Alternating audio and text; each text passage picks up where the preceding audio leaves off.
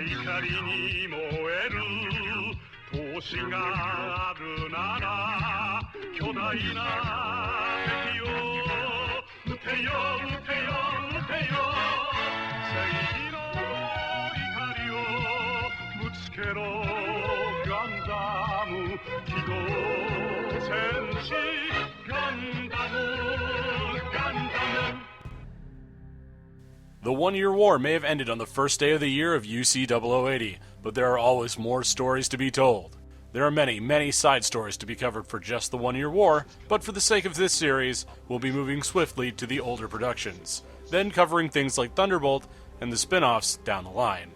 It would be easy to get mired in the Gundam universe that only covers the one-year war after all. In the interest of streamlining and providing a comprehensive understanding of what the Gundam universe has to offer, moving swiftly onto 0080 is the best plan of attack. Speaking of streamlining, it was towards the end of the war that the Zeon implemented what was called the United Maintenance Plan, or sometimes called the United Complete Equipment Plan.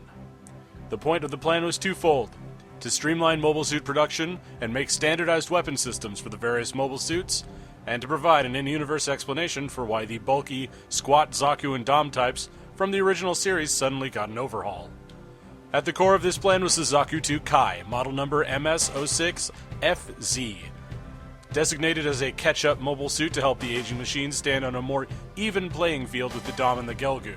It had a stronger thruster suite and better armor, though the machine was already becoming outmoded due to the prevalence of beam weaponry.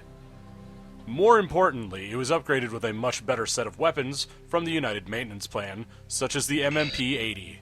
This is a much simpler version of the original Zaku machine gun, featuring a better rate of fire and higher penetration.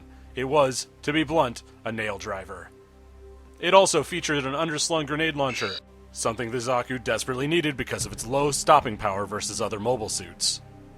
Joining it in combat was the MS-14J Gelgoog Jaeger. If the Gelgoog was a multi-role attack unit, this was the precision assault version of that unit.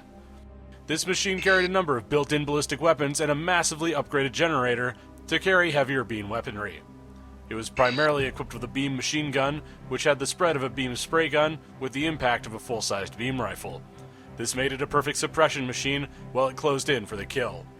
It, along with the Rick Dome II, were instrumental in the attack on Side 6, which brought them into direct conflict with the Federation's new mobile suits, and particularly their new type design Gundam suit. The Tale of War in the Pocket primarily features a 10-year-old boy named Alfred Izuruha, telling of the kind of cultural mixing prevalent in the far future of the Gundam universe, as he's torn between two pilots for either side. On one side is Bernard Wiseman, a young Zeon pilot on an undercover mission with the Cyclops team. An honest and brave Zeon pilot, he's also indicative of the type of pilot that the Principality had at their disposal at this point. Young and idealistic, but lacking experience. Bernard also carries with him the knowledge that if he fails in his mission to capture the new Gundam-type mobile suit, then the Zeon fleet in orbit will fire nuclear weapons into Side 6's Libot colony. On the Federation side is Christina McKenzie, a test pilot for that same Gundam unit. She was brought back to Libot from Earth, and ended up back at her family's home, next to Alfred's house. Neither she nor Bernie are aware that they're on opposite sides of the war, and developed a clear mutual affection. The fate of these star-crossed lovers and an entire colony hangs in the balance, while Alfred is taught some harsh lessons about the state of the world that he lives in. The series was notable for being a coming-of-age story and taking place from the perspective primarily of someone who wasn't fighting in the war. Also notably absent were any mentions of new type or their like. This was a significant departure from the previous series, which featured new types very heavily, almost to the exclusion of normal humans.